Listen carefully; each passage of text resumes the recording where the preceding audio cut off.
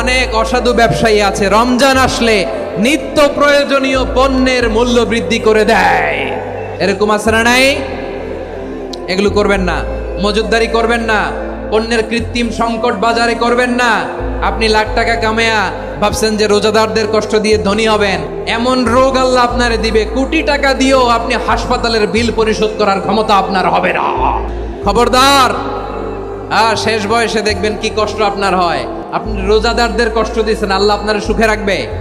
আল্লাহর দোহাই লাগে আমার ব্যবসায়ী ভাইয়েরা এটা করবেন না। আরব বিশ্বে আমরা দেখেছি, আরব বিশ্বের ব্যবসায়ীরা সারা বছরে ব্যবসা করে, রমজানে ভর্তুকি দেয়। আর আমার দেশের কিছু অসাধু ব্যবসায়ী রমজানে গলাকাটা ব্যবসা করে আর সারা বছর সেইটার উপর দিয়ে চলে। চিল্লায় বলেন ঠিক কিনা?